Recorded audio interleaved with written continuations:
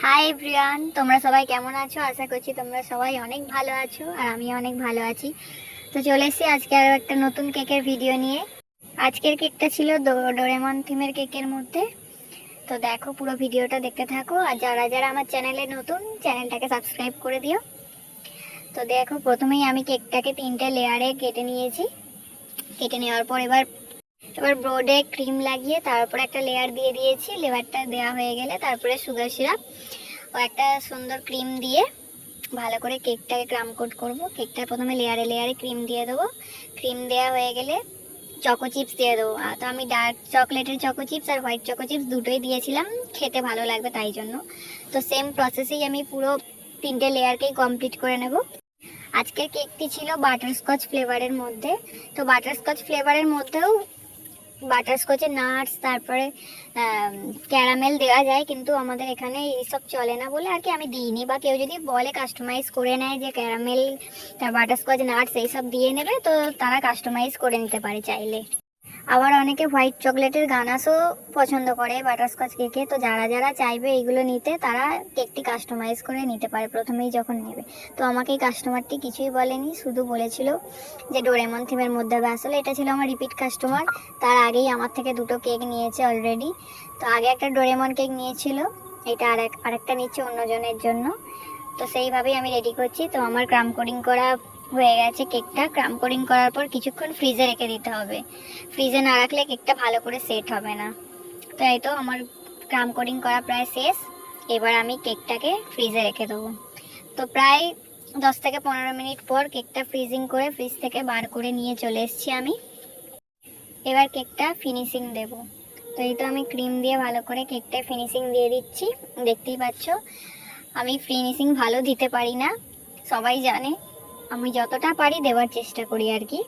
তো এই তো আমি ক্রিম দিয়ে ফিনিশিং দেবো এবার পুরো কেকটা। তো যারা যারা চাইছো আমার থেকে কেক নেবে, তো তারা তারা অবশ্যই আমার সাথে কন্ট্যাক্ট করে নেবে। আর ভিডিওটা ভালো লাগলে একটা লাইক কমেন্ট শেয়ার করে দেবে। তো এই তো আমি কেকটা ফিনিশিং দিচ্ছি। কেকটা ফিনিশিং দেওয়া প্রায় শেষের পথে। এটা তো ডোরেমন কেক, অত ভালো করে ফিনিশিং না দিলেও হবে, কেন উপরে পুরো আর একটা ক্রিমের লেয়ার যাবে। তো অত ভালো করে ফিনিশিং আমি আর কি দিইনি, যতটা পেরেছি দেওয়ার চেষ্টা করেছি। তো এই তো অফ ক্যামেরায় আমি ডোরেমনের মুখটা পুরোটা একটা স্টিক দিয়ে এঁকে নিয়েছিলাম। দিয়ে এবার আমি এটাকে চকলেটের গানাশ দিয়ে করে নেব। দেখতেই পাচ্ছ চকলেটের গানাশ দিয়ে আমি ডোরেমনের মুখের যে লাইন্সগুলো সেগুলো আমি করে নিচ্ছি।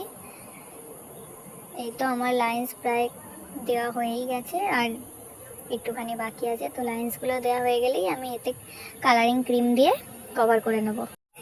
এইটা নিয়ে আমার 4 নম্বর ডোরেমন কেক করা। এর আগে আমি 3টে ডোরেমন কেক করে ফেলেছি অলরেডি। তো এটা নিয়ে আমার 4 নম্বর কেক করা। তো আগেরগুলো ভালোই হয়েছিল। এটার মুখটা একটুখানি বাঁকা হয়ে গেছে আর কি, তাড়াহুড়ো করতে গিয়ে কেকটা বাঁকা হয়ে গেছে।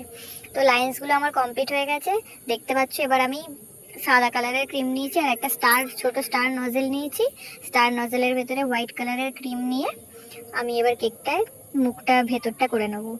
তো আমি নাকে ভুল করে সাদা ক্রিম দিয়ে ফেলেছিলাম, ওখানে আর কি লাল হবে। তো আমি অর্ধেকটা দিয়ে আর দিইনি, দেখতেই পাচ্ছ তোমরা। তো পুরো কেকটায় আমি সাদা ক্রিম দিয়ে কভার করব না, ভিতরটা শুধু সাদা ক্রিম দেবো। তো এই তো ক্রিম দিয়ে কভার করে নিচ্ছি কেকটা পুরো। অনেকেই ক্রিম পছন্দ করে না বেশি। তো যারা ক্রিম বেশি পছন্দ করে না, তারা আমাকে একটু আগে থেকে বলে দিলে অর্ডার করার সময় যে ক্রিম বেশি দেবে না। তো সেক্ষেত্রে কি হয়, এই ক্রিমের লেয়ারটা উপরে না দিয়ে ডাইরেক্ট ক্রাম কোডিংয়ের উপরে আমি এই জিনিসটা করে নিতাম আর কি। তো যারা পছন্দ করে না, তারা আগে থেকেই আমাকে বলে দেয় যে বেশি ক্রিম দেবে না। তো পাশে আর কি গাড়ি যাচ্ছে, হয়তো একটু আমার কথাটা শুনতে অসুবিধা হবে, সবাই একটু মানিয়ে নেবেন।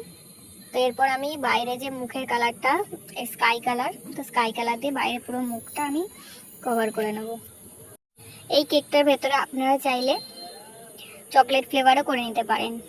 আসলে অনেকেই ভাবে চকলেট কেক মানেই হয়তো বাইরেটা হয়তো চকলেট দিয়েই পুরোটা করা থাকবে, মানে দেখে যে আর কি বোঝা যাবে চকলেট, কিন্তু না, ভেতরে চকলেট কেক দিয়েও বাইরে অন্য ডেকোরেশন করা যায়, যে কোনো ডেকোরেশন করা যায় যে কোনো ফ্লেভারের কেকের ক্ষেত্রে।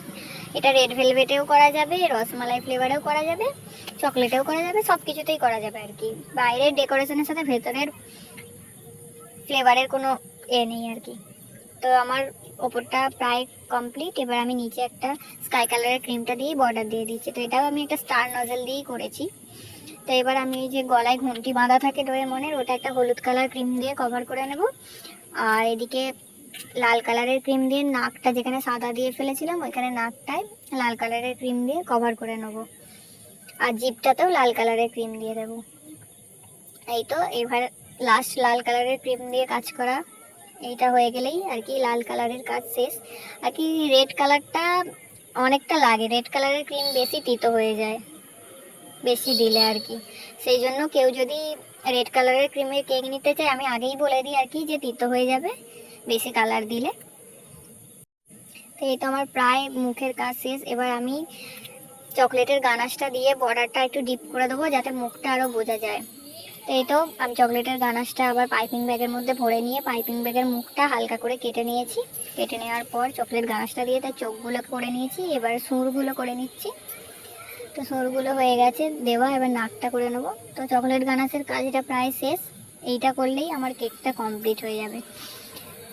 তো আমার ভিডিওটা ভালো লাগলে অবশ্যই একটা লাইক করে যাবে আর কমেন্ট করে যাবে। তো এই তো আমার কেকের কাজ প্রায় শেষ, পুরো শেষ।